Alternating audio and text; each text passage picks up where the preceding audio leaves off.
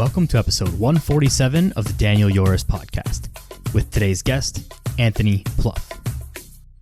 Let's go. Welcome back to the podcast, everybody. Joined here today by my man, Anthony Pluff. Anthony, thanks for being here, buddy. I appreciate you. Thanks for having me on. Excited.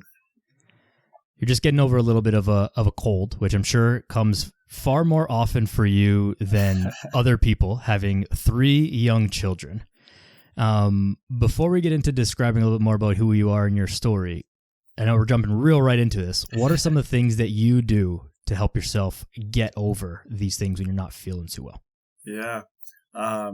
So if you would have asked me a week ago, I would have told you something probably different. But yeah, I've been having this is the longest I've been sick, and quite a while. After the day after Thanksgiving, my wife, one of my daughters, and my son all had fevers, and it lasted a few days. And then a week later, my other daughter was thrown up and sick and had a fever and stuff, and I didn't get any of it. I was like, all right. And then probably like last Friday, started not feeling too good, and then it's just lingered since then. And so workouts haven't worked out in about a week now and stuff. And so typically when I am sick, what I do, I eat a lot. Like that, I don't know. I mean, there's probably some validity to it. I had a coach in high school who told me, he was like, yeah, when you're sick, he was like, you need to do the opposite of what people tell you. You need to eat a lot, to get like, so your body has like the calories to use the energy to help fight off it and stuff. And I was like, that makes sense or whatever. And so, it makes me, maybe it's psychological. I don't know. But I tend to eat, I do eat way more when I'm sick than when I'm not, just because I also like, every time I get sick, I seem to also get like sick to my stomach as well. Like just that, I don't know, it's like acidic feeling in your stomach. And so I don't like it. And so like just eating helps prevent that because there's something in my stomach. And so, but I try and get outside a lot. I'm trying to get outside as much as I can. Obviously this time of year, it's cold. And so I'm pretty good at getting outside every day, going for a walk, things like that. I'm not great at getting outside during the day. And so a lot of the times I get a walk in, it's either early morning or later on in the day. So the sun is either just coming up or going down. And so I try to be more intentional about like being in the sun, like in the afternoon, kind of get vitamin D and everything like that. And, the summertime, I definitely do it a lot more. And so probably why people get less sick, right? And so that's something I try and do. I take vitamin D supplement. I don't know how much it helps or anything. Clearly it didn't. I'm sick right now, but and I've been taking it consistently. But yeah, just drinking lots of water, staying hydrated. I have in my office. It's very cold. It's not very well insulated, and so I have a space heater going constantly, and so the air is really dry, and so it just makes kind of my throat hurt more and stuff like that. So just trying to constantly have a drink with me and stuff. But those things seem to help me. Like I said, this is the longest I've been sick, and like since I had COVID years ago. And so, yeah. But yeah, those are helpful. Getting outside, getting in fresh air, working out, doing like if you can. My general rule of thumb is like if my symptoms are kind of above the neck, I will kind of continue as normal. Maybe take off a few sets here and there. Maybe drop the weight. If I'm feeling it like in my stomach, my body's achy, then I just skip the workout altogether. Try and go for a walk. But sometimes when I'm sick, and even just like going for a long walk, like if I find myself like getting winded, then that's kind of my cue. Like I'm doing too much there. But I used to always just, as soon as I felt better, jump straight back into the gym, get my workouts in, and then all of a sudden I get sick again like a week later because I just never let my body rest. And so I'm trying to be smarter about that and just kind of ease my way back into it. So just trying to get some steps in, moving around the house and things like that. That seems to help me the most. Yeah. I mean, I think that's a great breakdown, right? Like there's, all of the basic stuff. Going outside, getting some sunlight in, drinking water, making sure you're prioritizing your rest and trying to get more rest in and all things like that. But I think the real important thing is like doing the things that feel good to you. And this only, like, you can only figure this out by paying attention to your own body. So while someone else who's listening to this might be like, oh, when I'm feeling sick and feeling like a cold, I really can't eat. And like eating anything, even healthy food, junk food, anything just makes me feel worse. For you, that's not the case. And so you do the opposite and it makes you feel better. And there's not like some universal right or wrong answer. And that wasn't what I was, trying to get out of you because obviously there doesn't exist. but really paying attention to your body and learning to like, okay, what can I actually do and what actually makes me feel better is difficult, but also necessary. And I'm sure that you also pick this up like from trying to figure out what's going on with the kids when they're sick, because they're young and not really good at communicating like how they're feeling and what's going to make them feel better, and they're just kind of cranky. And I'm assuming a lot here, but you know they're cranky and whatever, and you're trying to help them feel better, but you don't actually know what they feel. And so it's kind of similar to coaching in a way. It's like we don't feel what our clients feel. We know all the things and we know like what might work, but it's like, oh, it might be this, might be that. And you got to just kind of try it all. But ultimately the only person who can help someone is themselves. Right. Yeah. No. And with kids is tough, especially with, like my younger ones, because, you know, they don't really know, what they need, I guess. And, my older daughter, she gets motion sickness, pretty bad. And I have it as well. And so like, I kind of understood what was going on, but like when she, like, I always know when it's coming on for myself, but like when she was little, she would just like sit in the car and she, just wouldn't say anything. She never get sick. She would just get real quiet, and all of a sudden she started throwing up. And it's like there's no indication, but she didn't know how to express it. You know what I mean? She was like, "Oh, this is different," you know? And all of a sudden she just started throwing up everywhere. And so, but yeah, it's like, I think, just trying to figure out things and stuff. And sometimes I think even us as adults aren't always great at figuring ourselves out, because we like you said there.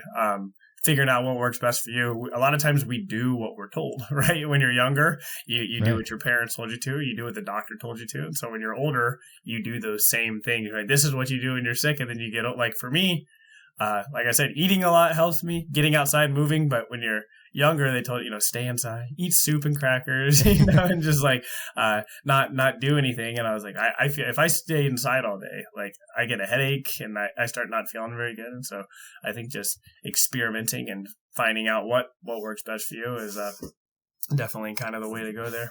Yeah. I think another thing to highlight here is almost like leaning into the placebo effect a little bit.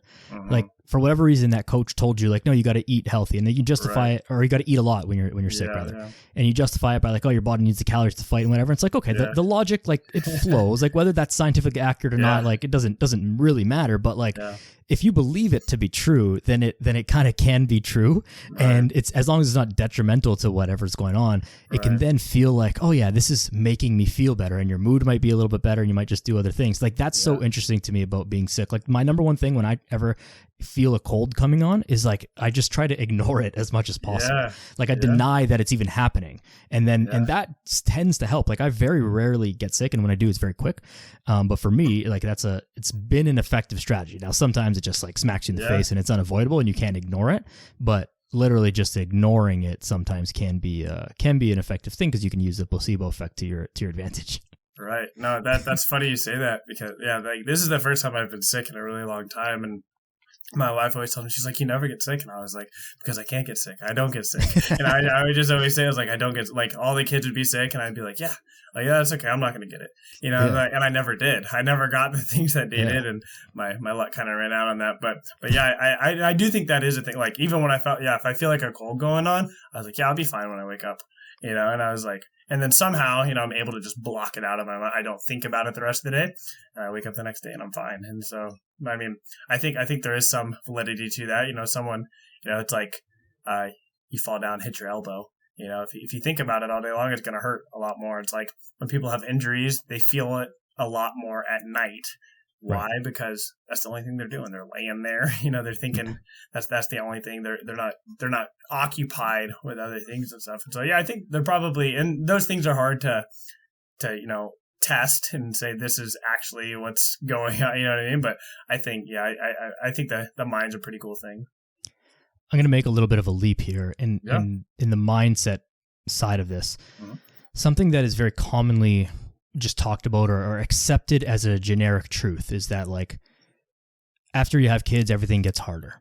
After you have kids, you have less time, you have less energy, you don't sleep well, your workouts are going to suffer, all that stuff. And to some extent, like, of course, that is true. Like you have more responsibility and more things happening in your life than you did previous to that. So of course there's more variables, but you work with a lot of dads and with a lot of parents. Do you find that there's a difference in people's results when they kind of believe that idea too much versus people who are like, yeah, I have kids, but like I can still do it. Like, yes, I have to deal with that, but it's also I can get my stuff done versus like, oh my gosh, I have so many things going on. I don't know how to schedule. I don't know how to get the kids, going doing their stuff and also take care of me.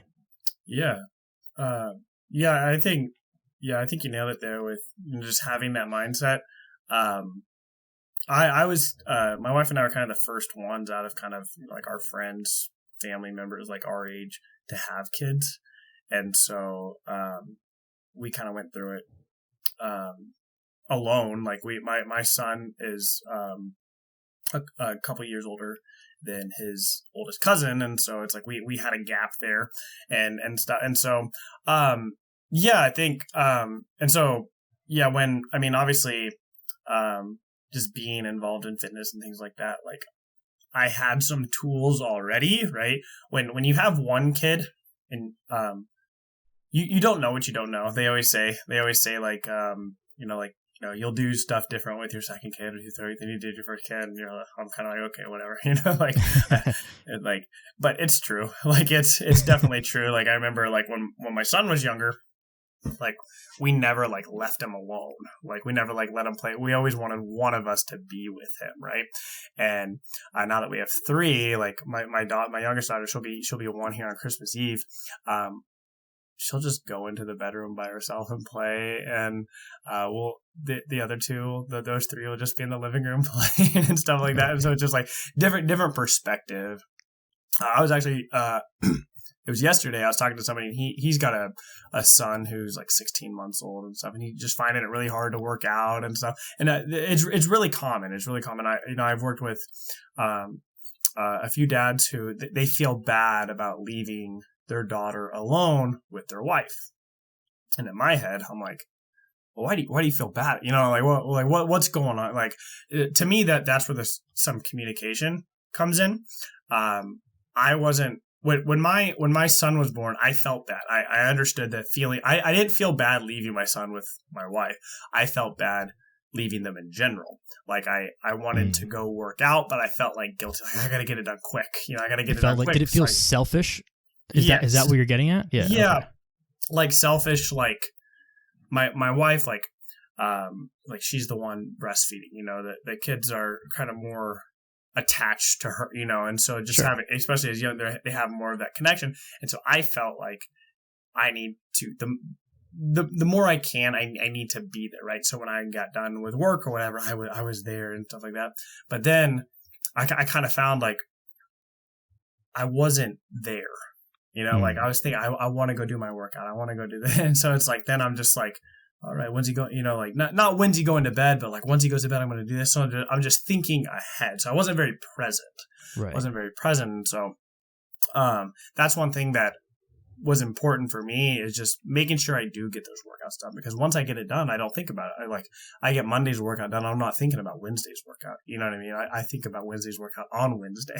Yeah. But if I was supposed to do Monday's workout at 9 in the morning or something, and it's noon and I haven't done it, okay, I'm going to do it at 6 and I haven't, it's like, it's something that's constantly on my mind the whole time. And so I got pretty good. I found for me that definitely helped.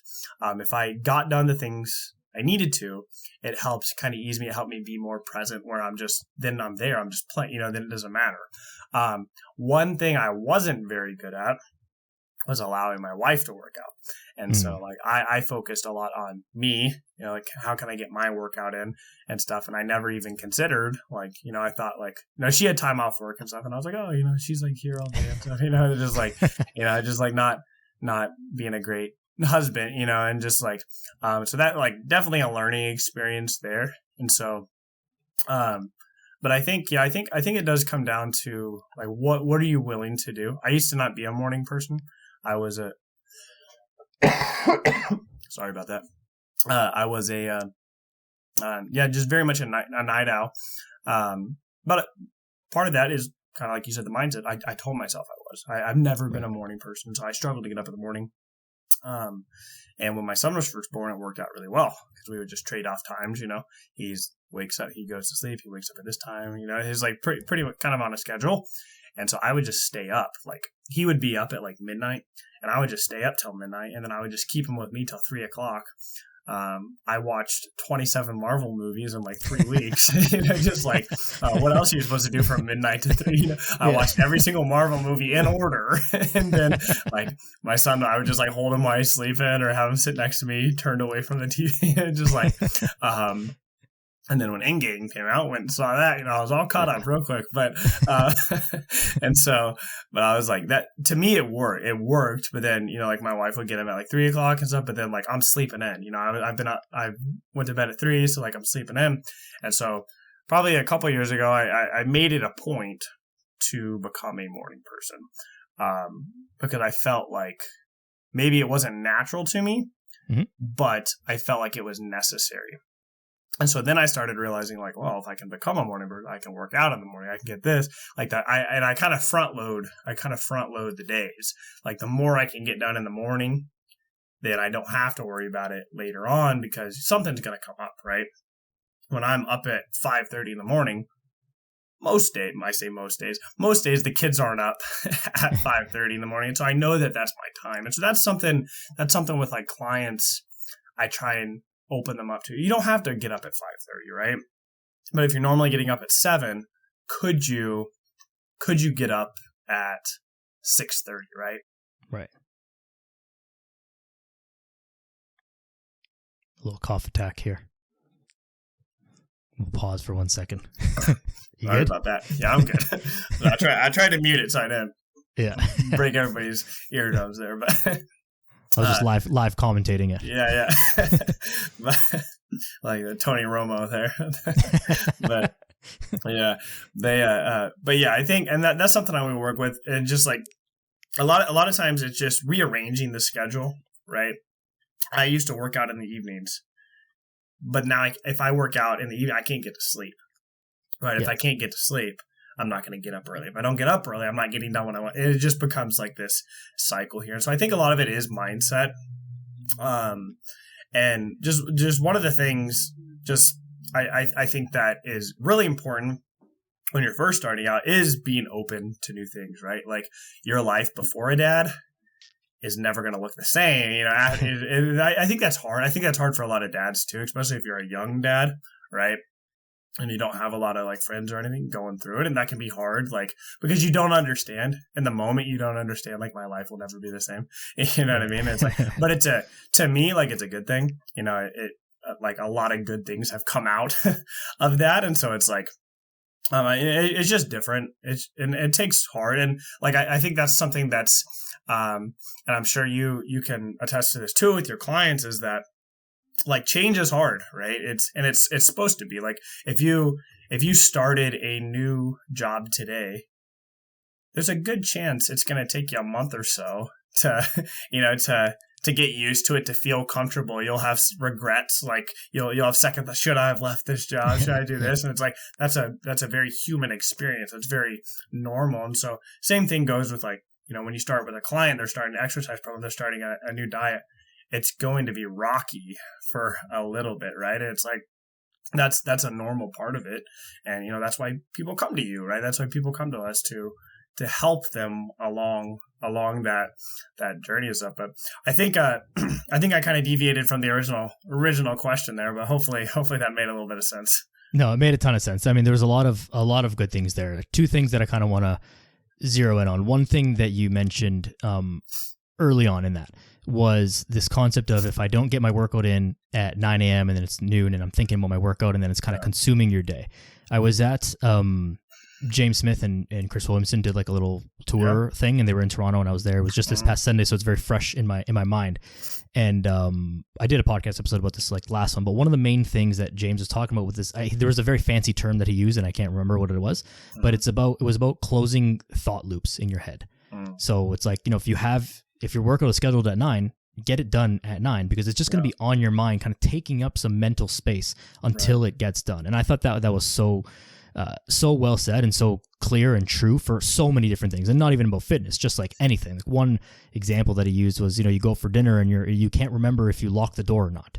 And so that whole time at dinner, you're just thinking like, did I lock the door? Did I lock the door? Is someone breaking in my house? Like, what's going on? And then it consumes whatever you're doing, and you're unable to be present in whatever it is you're doing, work, social life, anything. Yeah. So just wanted to kind of circle back to that. But the second thing was, becoming a morning person is a super tactical thing. I think we should talk about, and not that morning people are better than night owls or whatever, but like for the most part, and I've realized this a lot more this year, especially in the back half of this year, is most people are like back to work in office, if not full time, but at least like, there's some sort of hybrid kind of model going on. Yeah. Where now people don't have the opportunity to work out in the middle of the day. So they're feeling squeezed because, my boss needs this thing, and it's 5:00. I'm supposed to be in the gym, but I've still got to stay at the office. I've got to do this. And the solution really is like, if you schedule it in the morning, like there's a good chance that nothing is coming up at 7 a.m. that's going to knock you off your day. So if you can organize your life around getting your workout in the morning before work, before the chaos of the day ensues, that is going to set you up for success. So in your transition from becoming a self-proclaimed night owl to a morning person, what are some of the very tactical things that you did to actually make that switch happen for you? Yeah. Yeah. So, a couple things I did. The first one I think had probably the biggest impact on it. So a couple other coaches, that I know, we used to meet in like a small study group, once a week or so, but we would kind of share resources with each other. And he recommended a book called The Miracle Morning. It's by Hal Elrod. Yeah, Hal Elrod. But it's a really good book. Hal has a really cool story too, if you've ever read it. But I've read a couple of his other books. But there was a part in the book where he talked about he always like told himself, I need like 8 hours of sleep or something. And so he put this to the test. So then he was like, but then he told himself like he was going to be excited in the morning. And I'm paraphrasing, I don't remember exact words, but he was going to be excited in the morning and be full of energy, do all this stuff. And then, so he tested it with 7 hours. Then he tested it with 6 hours. Then he tested it with like 5 hours of sleep and stuff like that. And he realized like he could get just as much done if he told himself like, I'm going to be full of energy and stuff like this. And so it's like how he did. And so to be honest, that's one of the biggest things that helped me. I was like, because when I started getting up in the morning, it was very unnatural for me to go to bed earlier. So that's always been my hardest. Getting up, I got that like, this is the time I get up, but then I was doing it on like 5-6 hours of sleep every night and stuff. And so like the morning I was great, I was fine in the morning, and then the afternoon came and I was, I need a nap. Crashing, and I was like, well, it kind of defeats the purpose of, and so, but so that, to be honest, that was one of the biggest things. And he kind of has like, he's like the checklist of different things to do in the morning. So you can tailor it to yourself and things like that. And not everybody has, 30, 60 minutes to do all of that, which is fine, tailor it to yourself. But one thing that helped me is give me something like I'm excited for. And like I said, I used to have that, like in the evening, I was a night owl, so I'd have time to myself in the evening, everybody's in sleep. And so I just switched it to the morning.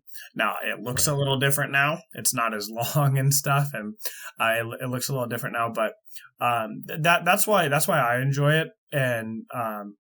And then if the earlier I get up to, sometimes it'll give me time to go for a walk. And I don't know if you ever are outside at 5:30 in the morning, but it is peaceful. It is it is awesome. It is like it's something, and I got excited about it. It was just like I always thought it was cool, like seeing like the sunrise in the morning, like when you're at the beach or something like that. And I was like, I love it. I was just like so tired, every time I saw, because I was like going to bed so late. But I guess I just found things that excited me. And like, that was my time where, I had to myself, and I looked forward to it and stuff. And so that was kind of the biggest thing, and just switching, and then kind of understanding, why am I doing this? Right. Why am I doing this? If I get up at 7, it still gives me plenty of time to have a productive day, but my kids are usually up just before 7 or sometimes earlier. And so if I wake up at the same time as them, then you're in it right away, right? You missed that me time. Exactly. And so like I kind of realized that because I kind of tinkered around with it because I didn't have to be like, I didn't have my first meeting or whatever I was doing until like 8:00. And so I was like, why am I getting up at 5:30? Right. And so I was like, well, that's 2.5 hours. But, and so then I started like pushing it back later and later and later. And then I realized like, I am much more relaxed. I'm in a much better mood if I have that. Now, even if it's just 30 minutes, right? Even if it's just 30 minutes, if I can get some stuff done and just, start the day off right, then the rest of the day seems to flow a little better too. And so, just kind of putting those things together. I mean, getting to bed at a decent time is still hard for me.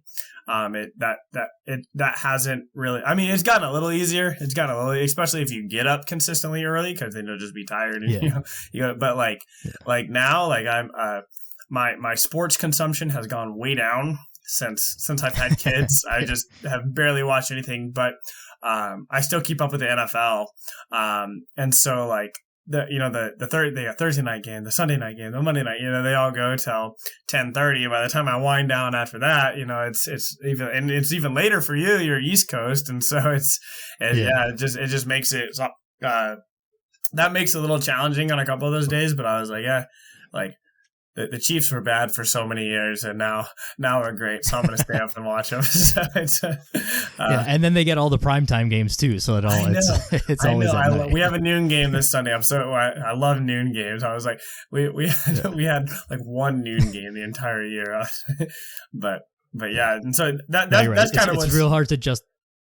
Sorry, go ahead. It's real hard to justify sometimes staying up late because it's going to be tired to watch like a crappy Thursday night game. It's like I'm going to go to bed at midnight to watch like these two garbage teams that I don't care about. None of my fantasy guys are even in this team, like in this game. Like nothing's going on, and I'm going to stay up late for what, right? And it's like you're not really missing out on anything, but you can fall into that trap so easily of like, if I don't stay up, I'm going to miss into these things. And maybe it's because it's probably true for everyone, kids or not, but it's like after kids, then it's, again, I'm assuming because I don't have kids, but your life is not going to be the same as before. You can't just like gas Thursday night and waste Friday morning, because like there are people who are like very much depending on you to like live. So you being totally exhausted and a complete wreck on Friday, you still got to get all the same things done. Yeah. And it's funny you should say that, because the Chargers and Raiders play tonight, and the game's going to be not very good, and I'll probably watch the whole thing. I'll stay up till the end of the fourth. But I think changing it. Yeah. And what you said about Friday morning too. A lot of people do cash it in on a Thursday night. I during the spring and fall, I play in a old man softball league, which is a lot of fun. But we somehow, I don't know if old man, you're 30. I know. Well, I'm like one of the youngest guys on the team. So, but I don't know if somebody on our team tick the league manager off or something. But we always get the 9:00 games, and so we always like.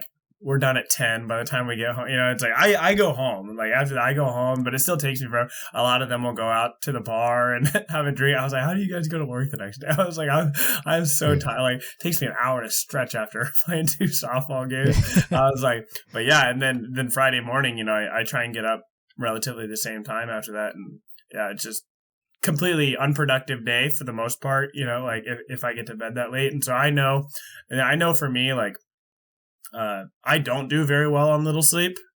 And maybe that's something I need to work on my mindset with that too. But it's like, it's weird. Like there's this, like, if I get like 7, I feel really good. If I get 5, I feel really good. But if I get like 6, I feel terrible. And so it's like, I either got to get a little bit, or I got to get more. And that's probably something with sleep cycles or something. I don't know, but 100%. Because I've noticed the same thing for me. I'm also I'm very sensitive to changes in my sleep pattern, and I'm not sure if this is just me being like a bit of a baby, or if it's because my sleep pattern is like, it's pretty dialed. Like it's pretty much the same, give or take, 15 to 20 minutes every single day. And so any deviation from that, like I really feel it. And I hate that because I kind of just, maybe I anticipate it coming and I know that it's going to happen. And so it makes it even worse, but I know how to make myself feel good in any deviation. I think this is one of the downsides of fitness, if you will, the very few downsides of like living a quote unquote healthy lifestyle is like, when you do something that's outside of that, you really feel it versus the people who kind of do that stuff all the time. They kind of always feel a little bit less than good. Yeah. And so that is just normal for them versus when you feel like pretty good all the time, when you feel like less than that, it really hits you. But there's definitely some like placebo effect ignoring it that can come into that as well. But I think the most important thing is like doing what you can for the most part to not let things deviate your sleep schedule or whatever your habits are. It's very rare that I get knocked off my sleep schedule, but when it does, I feel it. It's just, it doesn't happen very often. So it's like not really an issue. You know what I mean? Yeah. Yeah, no, and I completely agree with that. Before I had kids, I would, it always seemed like, the night I was like super tired and I'd try and go to bed like an hour or two early. That's the night I can't sleep, right? Maybe because I was so used to a schedule, but that's one thing. And I didn't mention that earlier.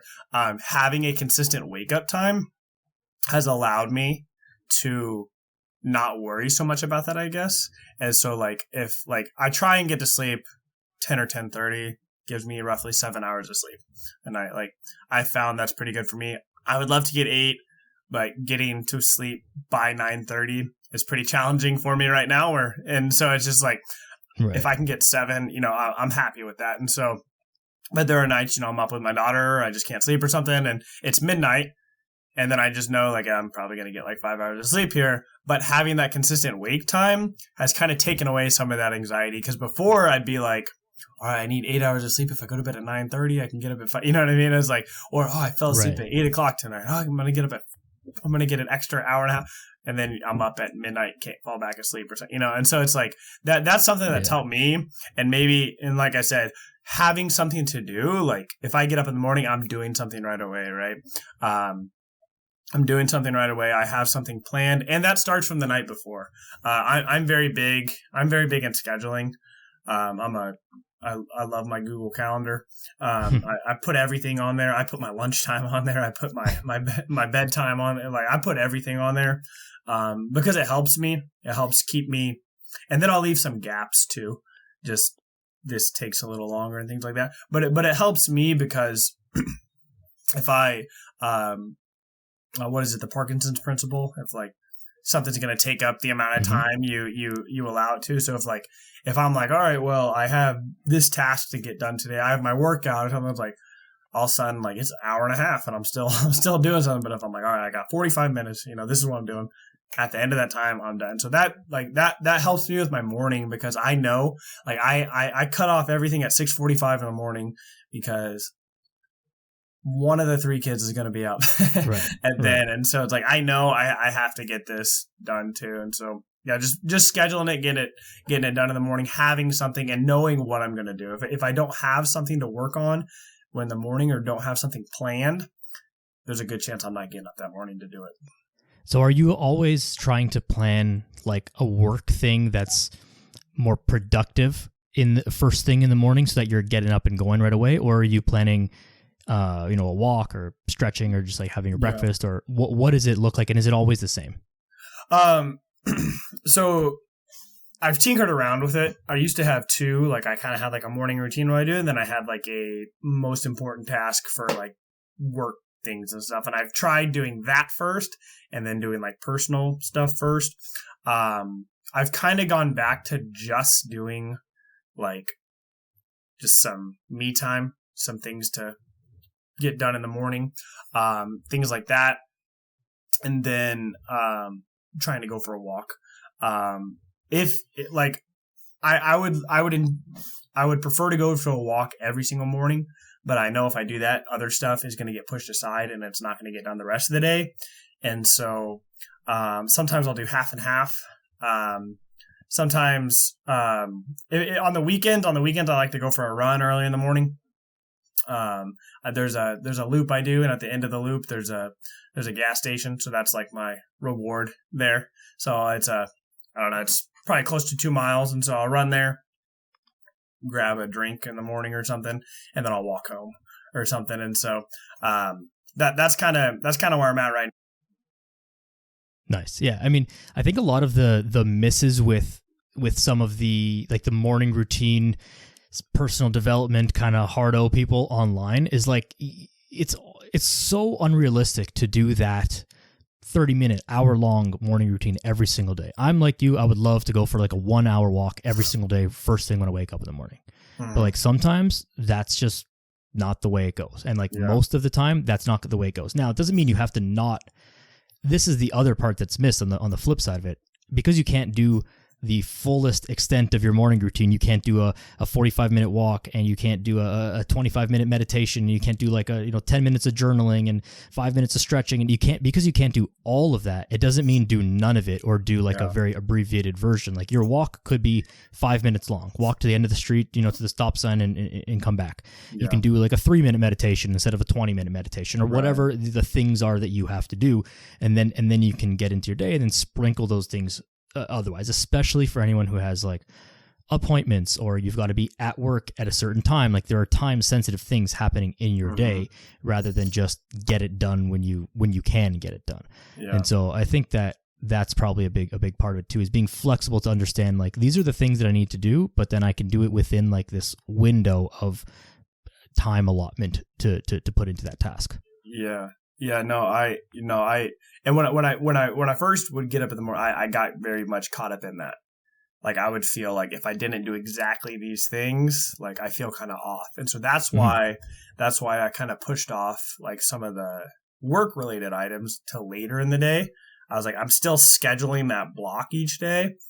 It's just not necessarily going to get done in the morning because I felt like I was trying to do like, for instance, like, if you've ever done like a 30-day challenge or something, like a stretching challenge or a running challenge or something, it's like you do these 2 stretches and you think, oh, like 2 stretches. Well, I'm going to do 3 stretches. I'm going to do this one. And then all of a sudden it becomes 4. All of a sudden it becomes a 30-minute routine. And then you miss a day because you feel so overwhelmed, when all you had to do was those 2 stretches and things like that. And so that's how I kind of got in the mornings.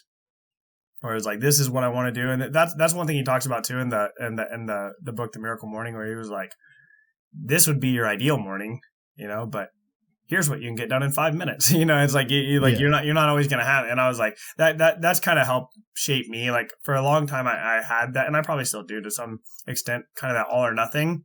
If I can't do everything, I just want to do nothing. And, I was like, I'd rather do it perfect than just do some of it. And so I think that's hard for me to get out of sometimes. And so, but yeah, like I said, I very much enjoy the mornings now. It's funny if you like, I asked my wife that. I was like, if I would have told you when our son was born, like if I'd be up at 5:30 every day, and I was like, would you believe me? She was like, no way. But I was like, which I think is cool, right? Because like my son he'll be 5 in April, so it's not that long ago, right? It's like not that long ago, and I was like, I do a completely different routine than I did then, and so I think that and to me that's encouraging because it's like, well, what else can I learn, right? What else can I, figure out and add to my life or subtract? Like there's like I said, talking about sports. Like I used to watch I'm a big Kansas City Royals baseball fan, and so I used to watch every single game, 162 games a year. I'd watch every single one, and I was like, I think this past year I watched one game. It's like not that I stopped caring about baseball. Well, I went to one game. I think I watched one on TV, and it's just like I just have different priorities now. It's like, and so I think it's kind of ebbs and flows and things like that. But like I started taking the kids to events and stuff like that, so that's fun. My son's starting to understand what's going on with when we go to games and stuff, and so he's excited. So I was like, yeah, whatever he enjoys and stuff like that, I'll probably get more into and stuff. But yeah, I think that I mean, just for me, just not being a morning person to getting up every single morning at the same time, it's like just looking back at the time, like you do it day to day. I'm not sitting here thinking like, man, look how far I've come. You know what I mean? But it's like just sitting here talking to you about it. It's like I think it's pretty cool because it's like that's something like I used to never do. So. Right. Do you consciously change any of your actions on a daily basis or make decisions based on like, my kids are watching me and I'm setting the example for them? Like whether you're meaning for it or not, like they're obviously watching you and doing what you do. Are there things that you do that's like, I do this differently because I think that my son's watching me and now he's like kind of old enough to like understand what's going on. If dad was just, sitting on the couch every single day watching baseball, ignoring the family, eating, potato chips and smoking cigarettes and drinking whiskey, like that's probably not the example that you want to set. Yeah. But I'm not saying that that's what you were doing, but are there little things that you do differently that's like, hey, he's watching, or the kids are watching, and so I'm going to make this decision? Yeah. I think that's it may not even be on purpose. It may just be things you do by accident. No, I think that's a good question. It's something I talk about a lot with people, right? Like, setting the example, seeing how, and it's something, I think it's something that I've definitely become more aware of, as my kids have gotten older, because they ask a lot of questions. They ask a lot of questions, and like I know you and I have talked about this. Like I like tracking my food. I like tracking my food because like I have a purpose with it, right? If I'm trying to, like hit my protein goal, I'm trying to track a specific measure, but I've thought about that, like my son's almost 5, and so he's like, he understands what's going on. My daughter understands what's going on too. And so it's like, I've wondered like how, my parents never tracked their food, right? My parents never, but they did stuff. They did things like Weight Watchers, right? When I was young, they would do stuff like Weight Watchers and things like that, or Slim for Life. And I what are they, the shakes, like are they Slim for Life shakes or something? Anyway, the little chocolate weight. I know what you're talking about, but I can't remember the brand. Yeah. And like my parents used to drink those, right? And like when I was younger, like I'd like drink like 3 or 4 of them. I was just like, yeah, like I'm getting stronger, I'm getting slimmer, and all this stuff. And it's like I didn't know any of that, and I was like, but I was 8 years old, 9 years old, and that that sticks in my mind. I get it, and so it's like I thought about that stuff, and it's just like, for me, like I don't have like what's the word I'm looking for? I'm not attached to tracking it. Like I don't have a negative relationship with it. I just know it works for me. Like I feel no way about it. It's just something I do. I don't feel stressed about it, and so to me, that's not unhealthy. Like but for kids to see that, for me to pull out the scale and wait, you know what I mean? It's just like, but I think it's a teachable moment, right? Like why is dad weighing his steak? Well, I'm trying to hit this goal. So I think that's, I'm trying to get enough. Well, what's protein? You know what I mean? And just like, I'm trying to get, my calorie goal. And so it's like, I think that's a teachable moment there, because a lot of stuff like that, I didn't learn till I was in college, and so I think those can be, that's something. I like the Ghost energy drinks. I don't know if you've had those, but they're, they've got some good flavors. And so it's like, I'll drink those. And that's something I think about too. It's like, there's 0 sugar, there are no calories or whatever, but it's like, that's something I think about, like my kids know, like, this is what dad drinks, you know what I mean? And so it's like, I think things like that I'm definitely more aware of that. Water, my kids don't see me drinking a lot of water, and my son struggles to get enough water in throughout the day, and he'll get headaches. And so I'm trying to, like, when I'm around him, I'm drinking water. I'm not saying like, hey buddy, I'm taking a sip here. It's just like, but just things like that. I think I would say I'm trying to be more intentional with and stuff, and just like with like fruits and vegetables and stuff. Like my wife and I try really hard not to just like force it on them. Like we'll just put a bunch of options at dinner and stuff like that, or lunch, and we just have them there. Like they see me grabbing something, and they see me grabbing, we got the pasta, the meat, the whatever we're eating, the vegetables, and I'm just grabbing it all, and I'm just eating. Hey buddy, do you want some? No, that's okay. Like, all right. And then later on, he might grab some, you know what I mean? And just things like that. Right. But letting him see me, if I'm just getting steak, that's it. Nothing else is on my plate. You know what I mean? So it's like, I've definitely been more intentional about that. Like with every meal, I'm trying to have a vegetable, right? I'm trying to have fruit throughout the day and let them, like, this is what I snack on. Like, I'm not grabbing a granola bar every single time. It's like, you can have a granola bar, that's fine, but like, I'm grabbing an apple too. I'm grabbing a banana too. Just making it a normal thing, I guess. It's like, because a lot of times I would do that. Like, I would eat an apple almost every day, but it'd be by myself when I'm working and stuff. You know what I mean? So it's like just letting them see more of that, kind of like, just like letting them see you work out. Like, my kids, like, very rarely will they work out with me, but they know I'm working out. You know what I mean? Right. They know I'm working out. They'll come back here. I've got a power tower, pull-up bar, everything. They hang on it and everything and stuff. And it's just like, so just letting them see, just being more intentional about that, like, and not, it is tough because, like, we want them to adopt these habits, right? But a lot of that, I think, and probably more than, parents want to admit, a lot of that is going to be based on, like, what you do, right? And so it's like, if I'm doing these things, there's a greater chance they're going to adopt that too. 100%. I mean, again, I don't have children, so I don't know it from personal experience in that, but it makes logical sense that people are going to do the thing that you are doing if you are someone that they look up to, which your kids, of course, look up to you. The other side of that is not, and I like that you really mentioned this, is that not forcing it on them, because it's like, if I tell you that, like, oh, you must have this broccoli, and it's like, you have to have this vegetable, and you can't leave the table until you have this, like, there's probably a time where, like, you need to, force it a little bit, but sometimes that might also backfire, because now you're making it a big deal about having the broccoli versus, like, oh, it's just there, like, I'm having it, you're having it, like, it's not. If you don't teach a kid that, like, vegetables are this big scary thing that they need to have, then they won't learn that. Like, that's not, I don't think that's an inherent behavior, right? But if you're always forcing it on someone, then all of a sudden it's like, well, but dad always makes me, like, he makes me have this. He doesn't let me, he doesn't just, like, have it and make not a big deal of it, right? But then he always tells me that I can never have, like, the chocolate, and I always want the chocolate because now I can't have it, and not understanding it, right? Like, that's one thing that I notice in my life and growing up. Like, my mom loves chocolate, and, like, my mom's whole side of the family, and so growing up,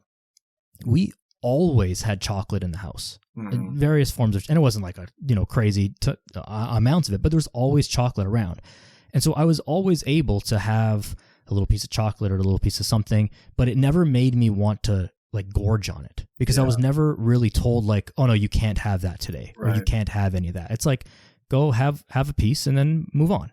And so I'm very content now with being able to, like, have one, small piece of cake or one piece of chocolate or one cookie or whatever it is, because it's something I was just always able to do, and it was never told no, versus other people who may have been told, like, no, you can never have that, like, only on the weekends, only on special occasions, only at your birthday, whatever it is.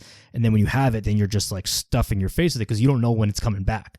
And so there's definitely, like, a sweet spot of, like, okay, we can't let kids have chocolate for every single meal all day long, but when can we put that in, and just leading by example, right? If you're not making a big deal of it, then they also won't make a big deal of it because they don't even know any different. We still have, like, Halloween candy left over. So, like, the two older kids, but each have their bag of it. And so we'll tell them, like, you can have one of these, you can have one. And then last night they were like, Dad, can we have as much as we want? I said, sure. I said, you can have as much as you want. They ate, like, 2 pieces there, and then you could tell, like, they're starting to slow down. And I was like, they're really good. So they're really good at, like, stop. They're like, I'm done. Like, I'm done with my food, because it's very natural for people to stop eating, like, when they start to get full, right? But for adults, we push past that. We got to finish the plate, right? We got to clear that off. And so, like, they're really good at just, like, stopping it and stuff. And so, but then, like, they ate, like, a little too much. I'm like, okay, like, well, like, then we talk about it, like, hey, like, well, what happened? If we ate a little, like, you started to feel full, you ate a little more, what happened? Well, my stomach started to hurt. Okay, so next time, like, what can you do? And so, like, I mean, my kids are young, and it's like, but I think it's important to, like, kind of go over stuff like that. One thing, when you were talking about just, like, having the different foods there and stuff too, one thing that I've tried to be really intentional about is have, like, be pretty even keel with, like, everything. Like, if it's, like, vegetables, sometimes I'll talk it up. Like, oh man, this is really good today, or something, like, you know what I mean? It's just like I always like salt and pepper my vegetables, like, and so it's like, they made a comment yesterday about how my green beans taste different than mom's. So I was like, yeah, well, they got more flavor, but a lot of times, not that it's a competition, but yeah, not it's a competition. But mine are they eat more when I do it, but yeah, they but like one thing I've tried really hard is like even foods that I don't like, I don't let them know, and I don't know the right way to go about that. But I try not let them know. Right. So like if I like carrots, but like for instance, I don't like carrots, and I'm like, oh man, yeah, those aren't very good. Well, before they've even tried it, right? What are they gonna? They already have this in their head that they're not going to like it, so then they think, oh, that's gross, you know what I mean? And it probably tasted fine. It's like Brussels sprouts.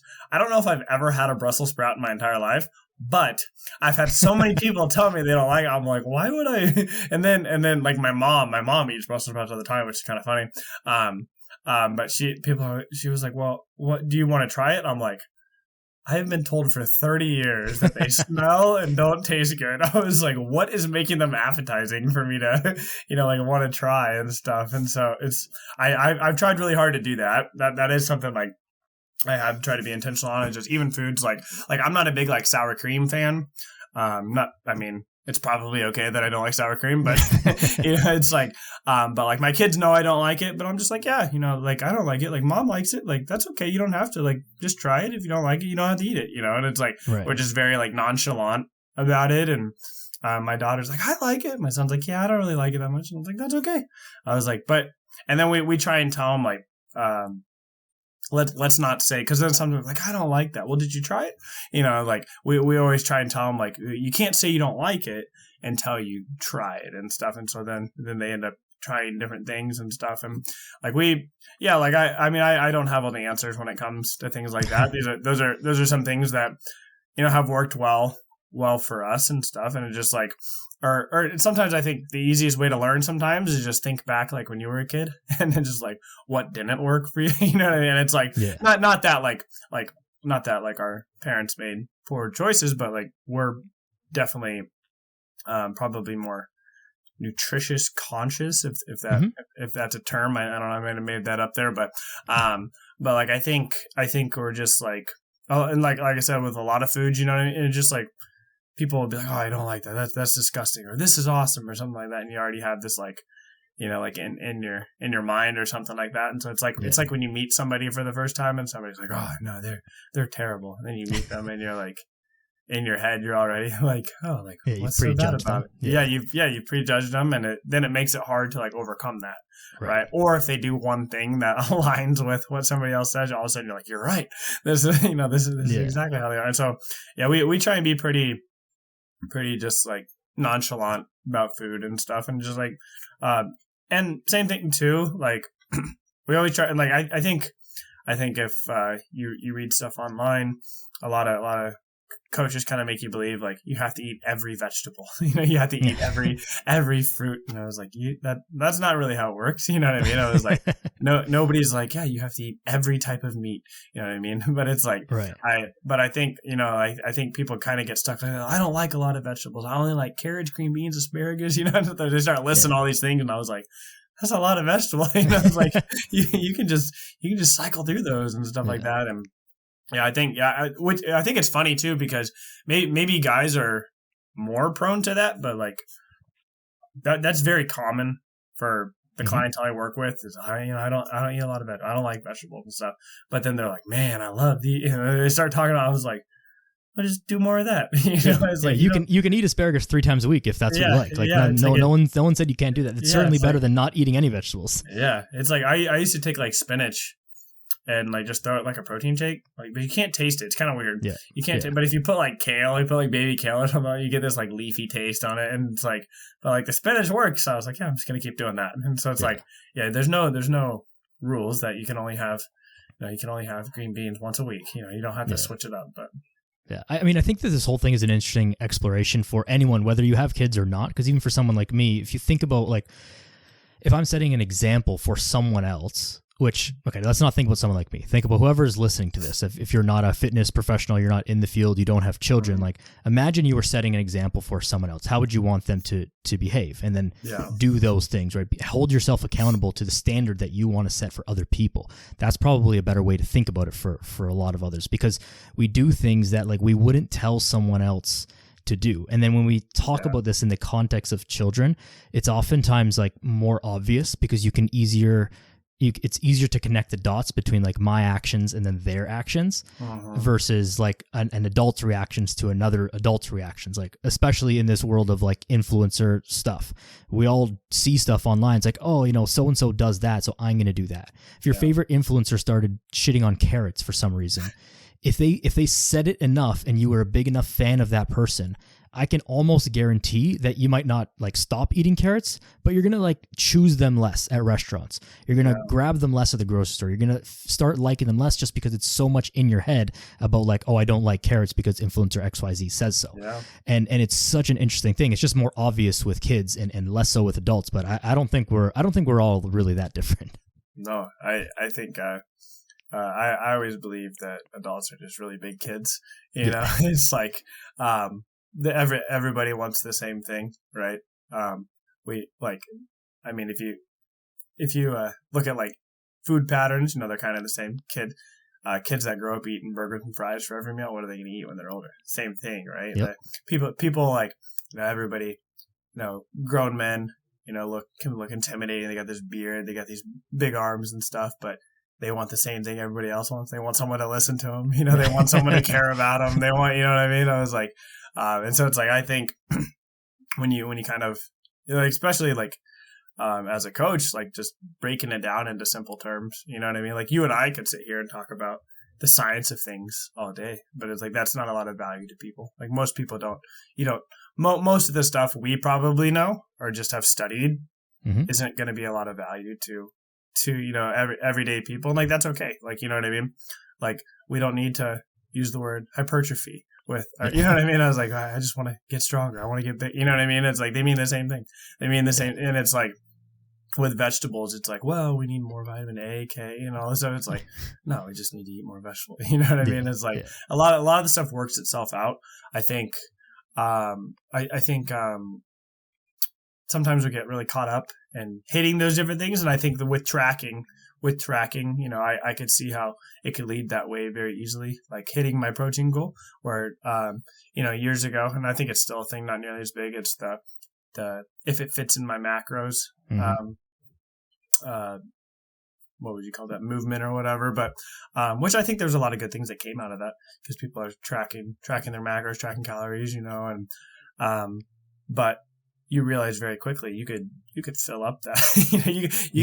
you could hit your calories and get like zero nutrition. You could hit your calorie and protein goal and get almost no nutrition. And so that's where if you're going to focus on calories and like protein, like maybe hitting a fiber goal too, because it's very difficult to hit your fiber goal if you're not getting some nutrition, right? And it's like, and so I think those are some things. And like, you know, Kelly Starrett, who's got the Ready State, he was talking about like, just like, he has his kids just hit like a certain number of like grams of fruits and vegetables each day.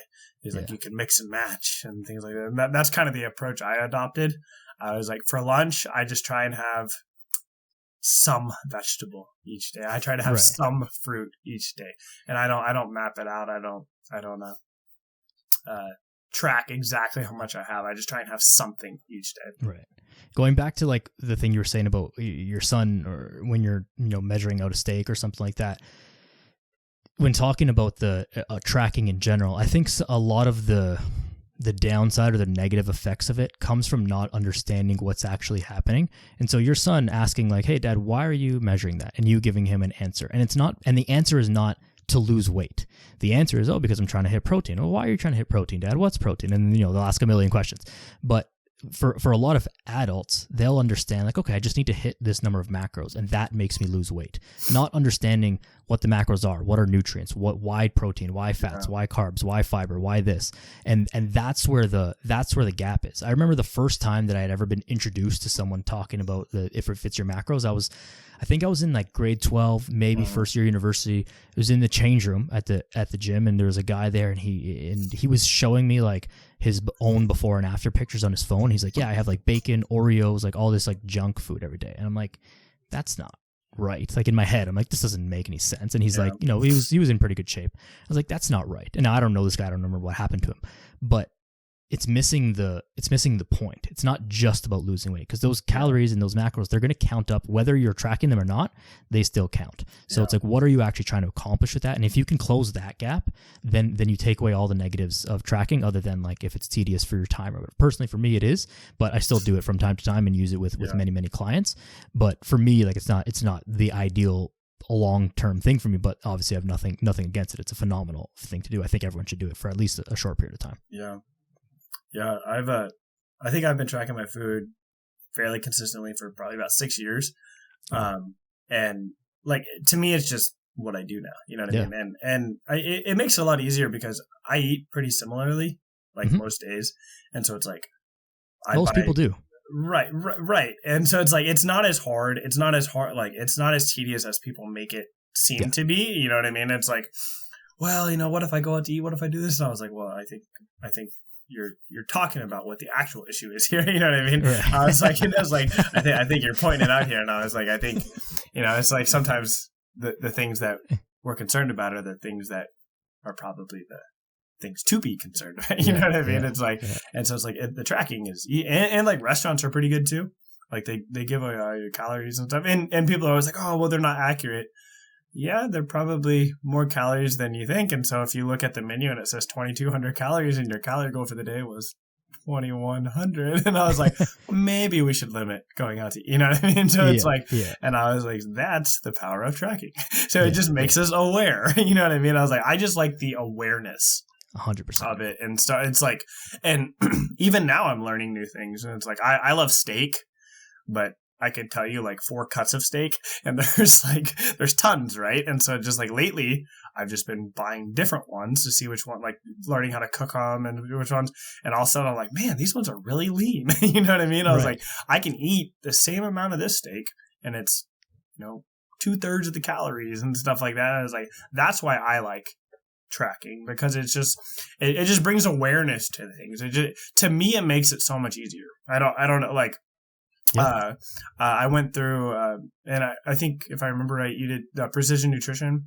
I didn't, but I know a lot of the principles and stuff. Yeah. Okay. Yeah. So they have, you know, like the hand portion sizes and things like that. And, I've had clients who we used hand. They didn't want to track, which I was like, okay, well, we got to find another way to get you where we're going to go. And so I kind of implemented some of those things and stuff. And so, for me, tracking was just what worked for me. You know, I've tried all these different, I've tried the hand portion sizes, things like that.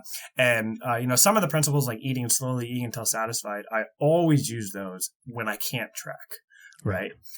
Because it helps me just kind of listen to my body a little bit more. Cause for me, I'm somebody, you know, and it's funny because my parents never were like, you need to clean your plate. You need to clean your plate. Like, my parents weren't like that.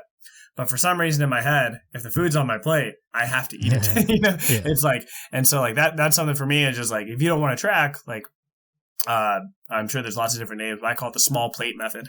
You know, just get a small plate, you know, fill it up, whatever. And it's like, you're naturally going to eat less food. You know what I mean? It's a way of tracking, right? It's a way of still doing it and stuff. And so, yeah, just like learning different things like that, learning, and that, tracking actually, I think, improved my relationship with food. Because when I first started tracking, I was tracking everything, and I didn't know, like with like, you know, like MyFitnessPal adds all those calories. I was like, sweet, I get 700 extra calories today. And I was like, all of a sudden I'm not losing weight or anything and not figuring out what's going on. And so, but once I figured that out, and then all of a sudden I was like, man, I have like 300 calories left. I can eat this candy bar and I'm okay. You know what I mean? And I was like, it helped me realize like some of these food, these aren't bad foods, you know, with going back to like with our kids, we kind of talk about like, we call them sometimes foods. Like dessert, we call them sometimes foods. And so like even my daughter, she's 2, she'll be like, is this a sometimes food? Like she understands like we can't have it every day. And so we talk about like food is food. Like some has more nutrition, some has less, some's better for you, some's not quite as good, but there's a place for all of it and stuff. And like tracking just allowed me to be like, 360 calories is still 360 calories, whether it's a candy bar or steak. One of them just has, a little bit more nutrition. So right. No, I think that's huge. I mean, I'm super big, and who's a listener of this podcast knows like the awareness piece is huge in your exercise, in your nutrition. And I guess like tracking, like as you were talking about it, I thought about it, and it's like I said, a few minutes ago that like I don't really track myself and with a lot of clients, but I do. I just don't, and I do with everyone and with myself. It's just not necessarily weighing and counting every single calorie, but there's still an element of tracking, whether that be feeling fullness, writing it down. Like there's some element of it. It's just like there's different levels to it, but you have to be aware of it. Otherwise, if you're not aware of it and how it's making you feel, like you're saying when your kids, they get into the candy and it's like after 2, it's like, oh, my tummy hurts and I'm just gonna stop now, right? If you can listen to that, then you'll actually be able to stop instead of just being totally unaware of how that food is affecting your body. And then this is when you've eaten 15 pieces of candy before you know what happened. Yeah, and that's one thing. That's one thing I do too with because the majority of my clients are dads, and so and this is kind of an approach that I try and take most of the time too. Is that their biggest thing is they don't want to make separate meals from their family, right? Right. Which I'm like, that makes sense. Like I don't want to either, right? And so it's like one, we can do 2 things, right? We can either improve the quality of our meals for our families, right? Which seems probably like a good choice, or don't track for dinner, right? And so it's like, what I do is I eat breakfast alone each day. Like I'm usually, I don't eat breakfast right away. I don't intentionally intermittent fast. I just am not hungry, and so I usually wait a little bit. Lunch, I'm typically on my own, and so I track. Breakfast, I track. Lunch, I track my snacks. I track everything up until dinner. And then for dinner, I eat slowly. I eat until satisfied. You know what I mean? I just go slow. And then, if I'm trying to lose weight or things like that, I'll probably track dinner a little closer.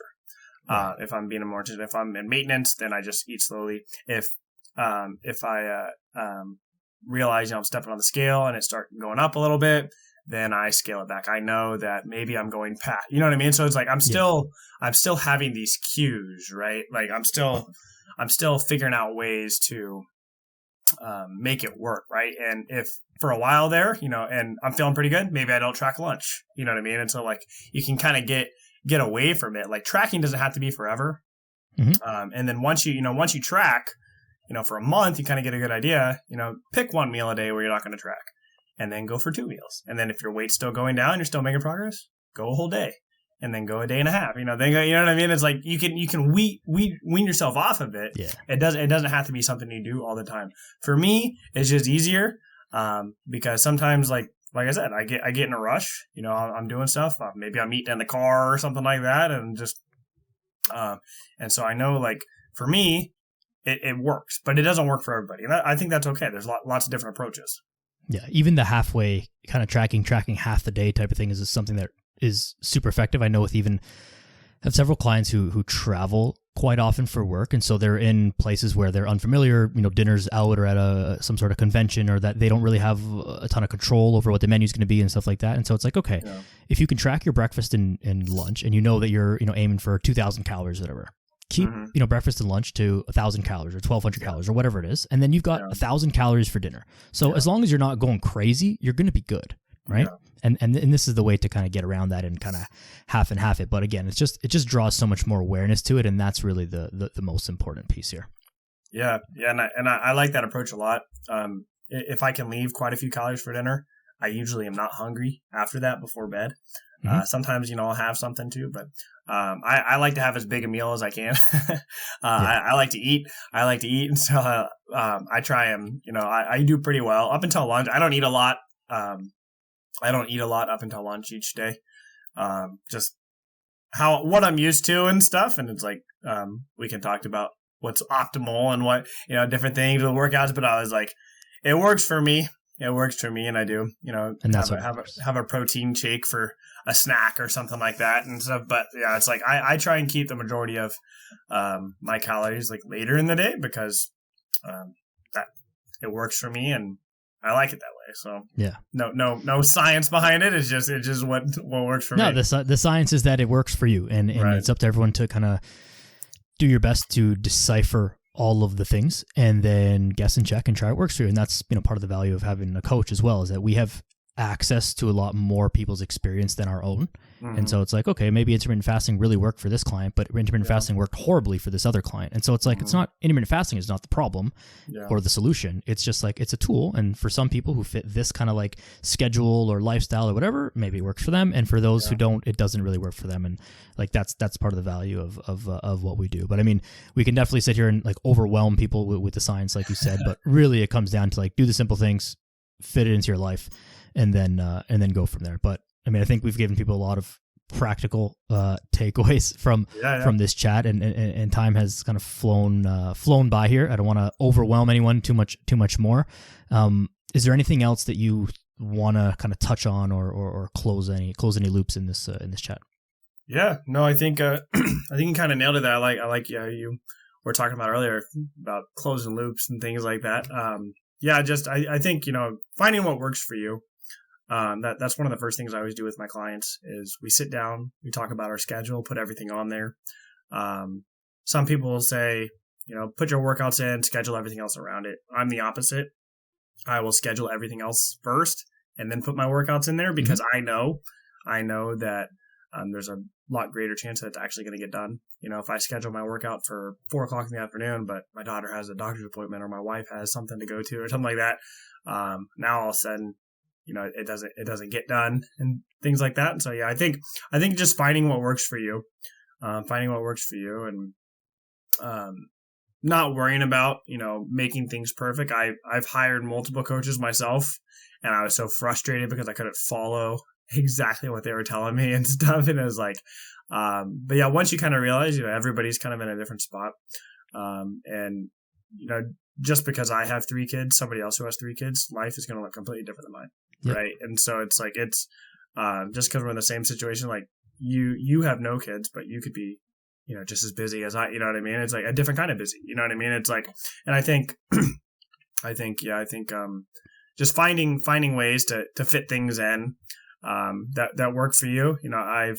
I constantly tinker. I constantly just switch things up. Oh, let's try this, they say don't fix things if they're not broken, but I didn't listen to that advice. So, but yeah, like I'm constantly trying to change things, see what's, I talked about don't have to be optimal, but I try and I try and figure out stuff like that all the time and see what works better. And if it doesn't, I already know it does work or something that does work to an extent. And so I can always go back to it. And so, I think,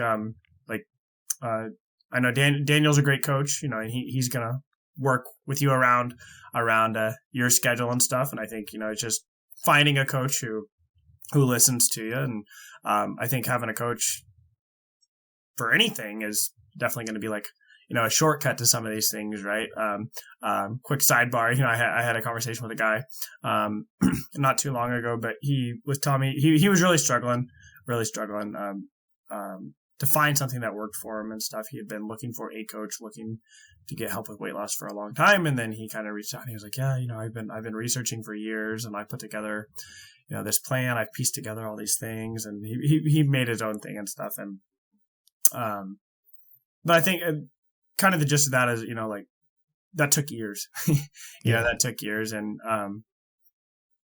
how much time would you save if you had someone just do it for you? You could have somebody do it for you who's, not just, and I think sometimes people look at coaches like, well, you're only you, but it's like, we don't have just our own experience.